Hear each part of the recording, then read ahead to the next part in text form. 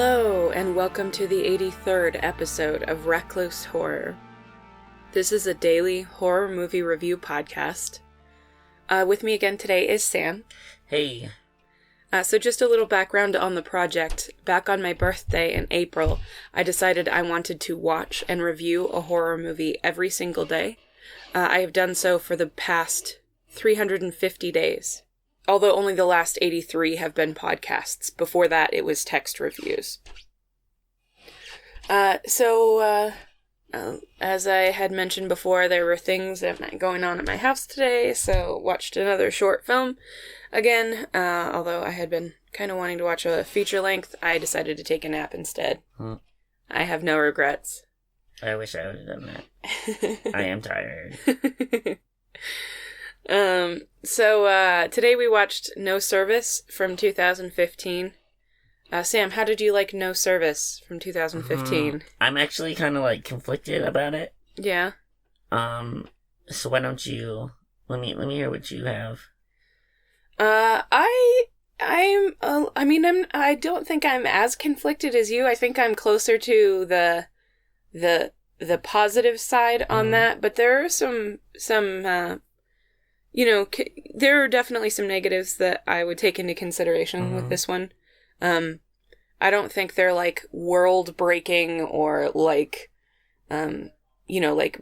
don't think anybody could argue that this was a piece of trash it's not a deal breaker. No, I don't think it's deal breakers. I don't think it's a deal breaker. A deal breaker or a deal breaker. It doesn't break any pickles, not even gherkins. So yeah, I guess These are the jokes. These are the jokes. What? I like puns. And Sam likes pickles. I made that joke for you. I do like pickles. No Service is basically, it's about this woman. She appears to be a writer. She went to some cabin in what looks like probably Big Bear or Tahoe. Yeah. My idea was Tahoe. Sam said at first that it looks like Big Bear. I think parts of it look very similar, but definitely appears to be somewhere in California-ish. Mountains. Yeah, in the mountains up there. And it's a remote cabin and she doesn't have any service up there. And when she goes back and tries to, get the messages on her phone, she gets a bunch of messages. And that's probably as much as you want to say. Yeah. So go a little bit more in depth about how you feel about this one. On a very not a big concern is some of the acting, and there's not much acting. Was a little weird. The reactions were a little weird. Are you talking about the main character? Yeah. Okay. And I don't know, and. I might be mistaken, or it might have just kind of caught me the wrong way, but the reactions just seemed like they were acting. Her reactions? Yeah, her reactions and the phone, talking on the phone. They felt like they were acting like they were talking on a phone. It didn't feel very natural, I guess is probably what I'm trying to say. Right. It didn't seem completely unnatural, and the lines weren't delivered bad. I just had a weird feeling, and that's a small thing. I think, but it's still, that's what we're doing, is talking about it. Before you move on from that, I guess I should just, since you just talked about all the acting pretty much. Yeah, pretty much. Almost. Yeah, almost. Yeah. So I thought she was okay. There yeah, I would definitely say there were a few parts where she wasn't quite acting the way I feel like most people do in a certain situation. I thought the person who sends her the most messages, I thought his acting was spot on, and it's you can only hear him, and that sometimes it's even harder. That's the thing that people don't understand really about voice acting, if they haven't done it before. And in fact, I just heard a quote from Claire Danes. Today I was watching some YouTube videos, and one of them was about Princess Mononoke. And that was her first... She was Sen, who's the lead female character in Princess Mononoke, if you're not familiar with it. That was her first voice acting gig, and she kind of thought she was going to be able to just coast. She'll just read some lines or whatever, but she said it was, emotional and challenging for her. to do that. It's a lot different than you expect because it's a weird little line that you have to play between, making your expressions and your emotions known without using any facial expressions, which is something that humans are just programmed to do. Yeah. And also being believable. So there's this weird line you have to play as far as like probably a little bit of overacting just to get your point across, but not going so far that it feels fabricated or overdramatic. Yeah, unnatural. So it's a really weird place. I have nothing but respect for voice actors. They have a fucking tough job, and it's very, very hard. I would say in a lot of ways it's harder than like standard acting, because again, you get those facial expressions and so forth that will definitely help out with that. I mean, unless you're not good with facial expressions, and then go for voice acting, I guess. But yeah. How did you think he was? Yeah, that was really good. Mm-hmm. And even the other acting wasn't bad per se. No. It just missed a few spots for me. Yeah, there were a couple and especially with these short films, you kind of have to overanalyze them. Right. Otherwise, there's no review. Yeah, there's nothing to talk about. Especially if we don't talk about the spoilers, which is what I want to talk about the most. Yeah.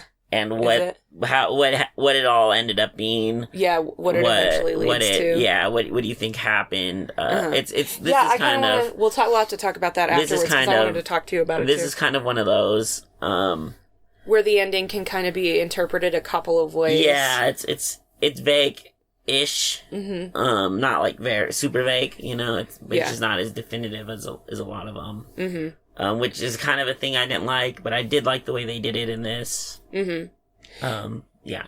It's funny because I watched this by myself, and then I was able to convince Sam to do this again, and so I watched it right after as well, only this time with a bowl of pistachio ice cream, because I'm awesome. And living that awesome life. Living that awesome, I can afford pistachio ice cream, like homemade pistachio ice cream. Being the best you. Slow churn shit. Hell yeah, being the best me, eating bowls of ice cream and watching horror movies. But yeah, so I watched it a second time, and actually I interpreted the ending differently the second time that I watched it. I'm like, interesting. I noticed something that I didn't pick up on the first time, right. and I realized, oh, this is actually probably this instead of what I had thought before. Uh-huh. So that was kind of interesting, just for me personally, and I even tried to pull it up on my phone. Like I said, I always I have to look up the show notes afterwards because you can't watch them on the PlayStation. And so I looked at the show notes, and while I was there, I was like, I'll just pop on this end again and just watch the last 30 seconds or something again. And looked at it to see if I saw any more detail. Smaller screen, so I didn't see anything that was like, something I didn't pick up on or notice before. But I did pick up on something the second time I watched it, so. What other problems did you think that it had? Because it does have a few other problems. Not really anything else. Really? Other than having the short format. And it kind of being you could argue very strongly that it's such a fragment of a thing. It's not. Yeah. It's not like it's definitely not a complete story. Yeah, exactly, and it's hard to do in 5 minutes. But yeah, this was it was like 4:40. But I've seen it. Listening. I've seen it done. Oh yeah, yeah. Yeah. I've seen 3-minute movie. I can't remember what movie was that we saw that was like a 3-minute movie and somehow had a beginning, middle, and end that were completely. I don't remember, but there's been a couple. Yeah, but it was 3 minutes, and that was impressive to me. The thing that I was going to bring up actually was the pacing on this one.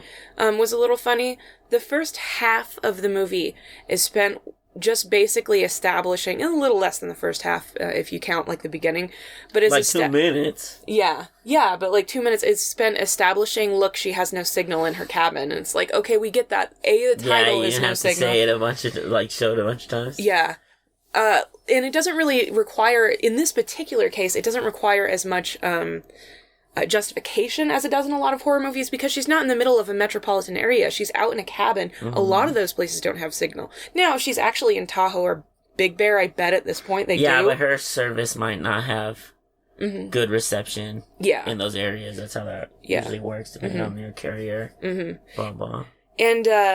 I think the reason why they chose to spend as much time on it as they did does have some level of justification. If you're like one of those over-analytical horror fans, which plenty of people are, then you might be like, really, in the last, like, because these messages that she gets are over a period of time, and it seems like probably over the period of at least a few hours, wouldn't you say? The messages that she got? Yeah, I guess so. I hadn't really thought about it, actually. It feels like it's been hours, so I guess what they're trying to establish is, like, no, really, she had no signal out there, because she has to go, she keeps going to different areas trying to get a signal, and then she ends up going to a second location, basically, to try to get signal. So, like, they're showing, it's not like, you know, because all you need to get a message is, like, a tiny amount of signal. Like, a tiny, tiny amount of signal, long enough for it to just download a message. Like, it's not a voice message. Files are not the largest sort of file. I would imagine voicemails are probably condensed to try to make them smaller so that they can send them more quickly and more efficiently. I don't know how big phone messages are, but you need very little signal for that to get through. So if it has been hours, it does seem to probably some people that it would be unrealistic that she didn't have a tiny fraction of signal for a long period of time. I don't feel like that needed justification. Like I said, she has literally brought herself to an isolated area to work on writing. Like, that is, it's not just a trope, it's a thing that real writers actually do. And having cell phone signal is like a liability to some degree in that circumstance. I totally buy that without needing that much justification. And they did spend 2 minutes of an under 4 minute movie, or an under 5 minute movie, sort of establishing that. I didn't think it needed that much time. I would have enjoyed having like a couple more messages or something like that. But that's just me personally. Yeah, it was much over justified, or and in a sense, like, it's kind of like the opening credit to like set the mood. Yeah.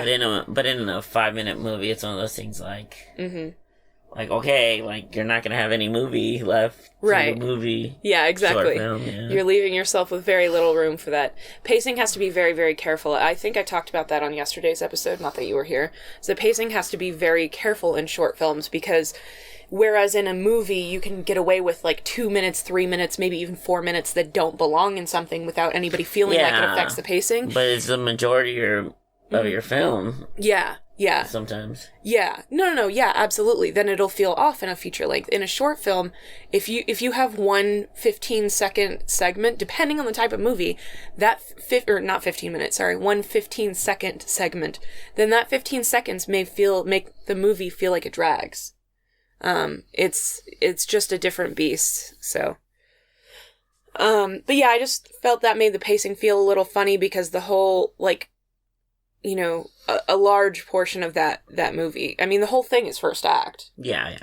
Getting into the second act, but it just felt like it was like prologue. Mm-hmm. The whole first 2 minutes was prologue, not even really first act. Mm-hmm. So, pros.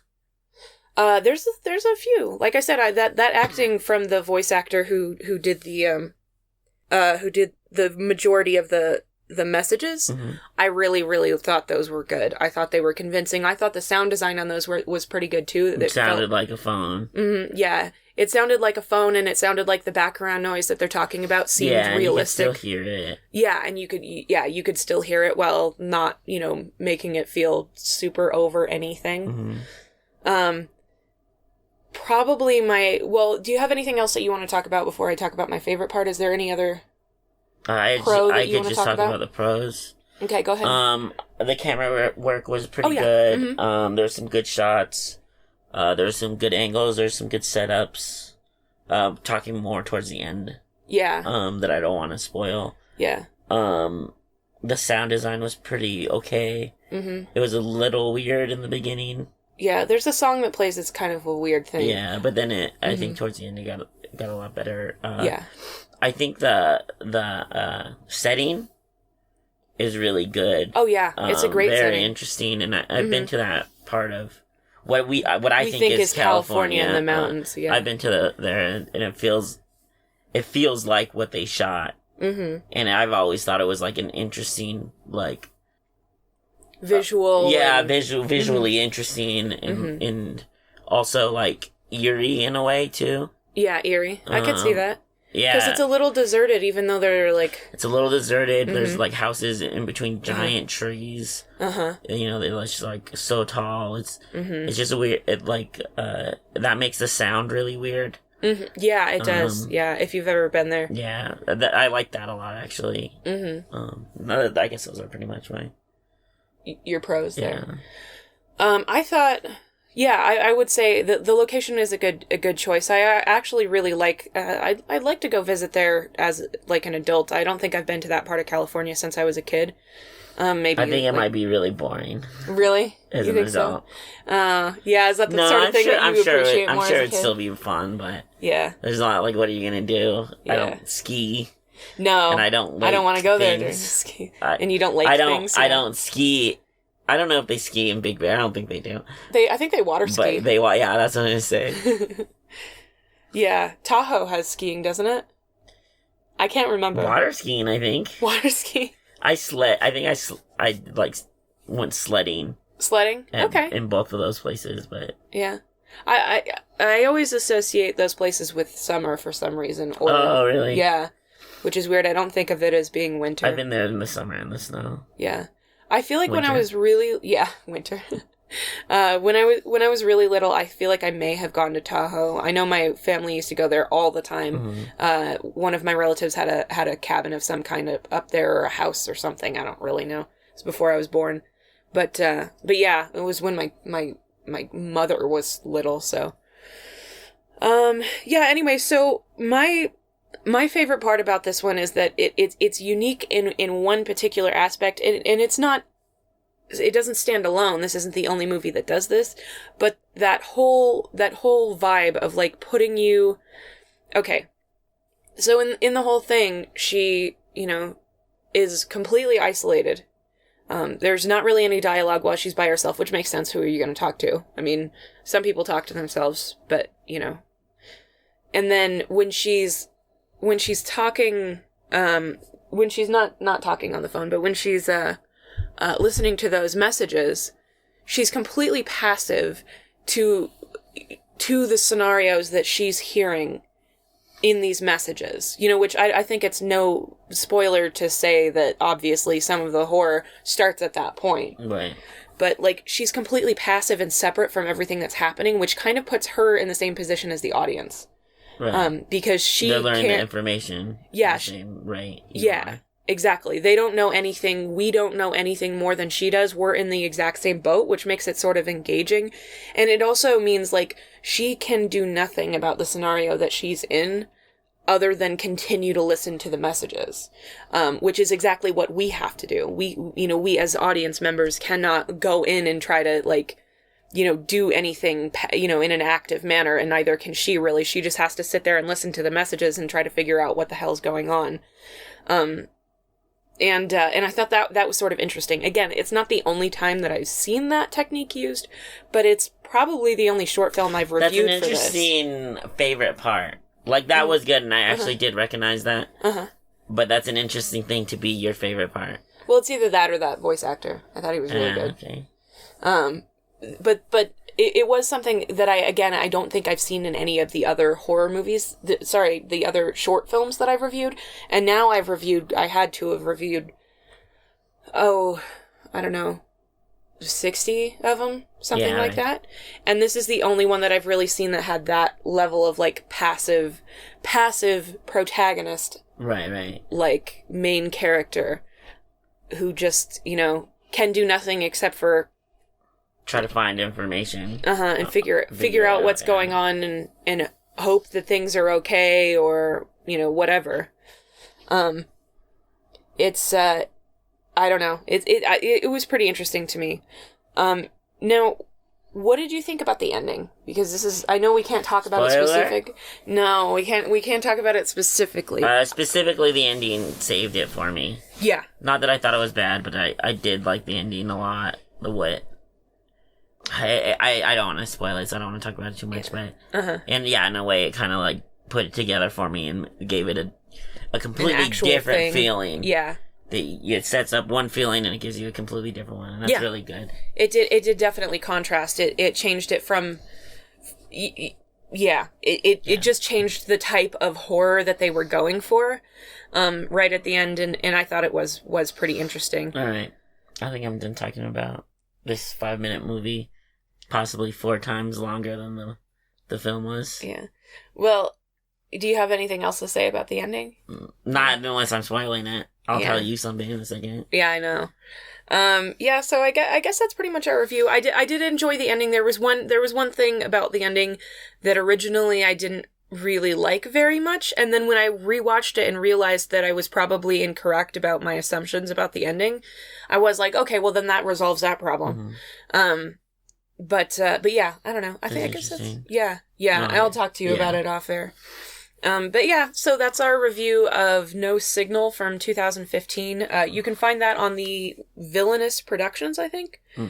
Villainous Productions. Do you know anything about the director or actors? The only thing that I looked up was the director. This was apparently the first thing, at least according to IMDb, which again, not a totally accurate source for short film stuff. But it was the first thing that they had ever done. Okay. So I thought that was pretty good. I forgot to mention the lighting too. The lighting is pretty good, especially natural-ish lighting. Yeah, natural lighting is very hard to control if you're not careful about it. It was good. And it was good. Yeah, There's a lot of good shadows. Yeah, absolutely.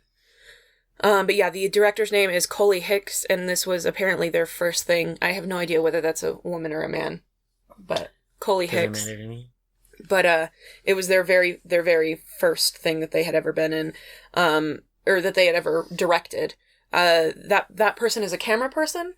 They have 10 camera credits and 5 directing credits that I saw. Yeah, which makes sense why the some of the cinematography and the shots were pretty good. I have no idea. Let me see if it says that.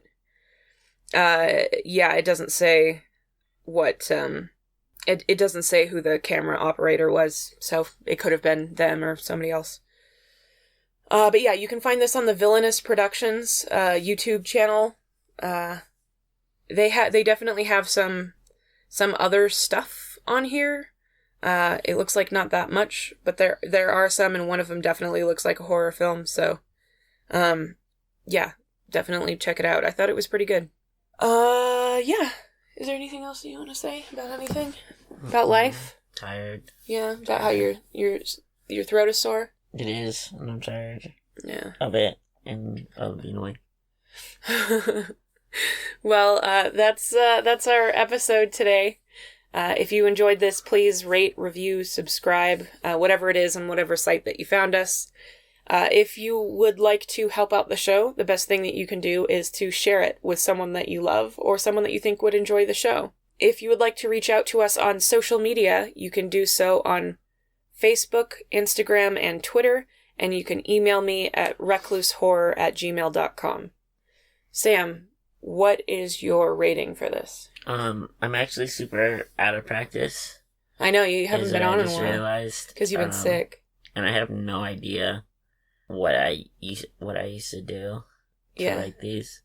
I know they were always like jokes. Yeah, they were jokes. They're always supposed to be like jokes. Little jokes. Little comment. Little jokes, yeah. My very little jokes. Yeah, minuscule. So I can't think of anything funny, so I'm gonna skip it. Yeah, you're gonna skip it? I guess so. I'm gonna rate it Sam Little Comments. 7 Sam Little Comments. I'll rate it 7 Jerky Boys. 7 Jerky Boys. 7 Jerky Boys. Is it because the phone calls? What if? Yeah. What if scenario? Okay. What if it was Jerky Boys? What if the whole thing was a Jerky Boys sketch? Yeah, I guess that's not a spoiler, but yeah, that was the idea. Yeah. Okay. All right. Yeah. So I guess that's it. Samuel. Yes. Say goodbye. Goodbye. Goodbye.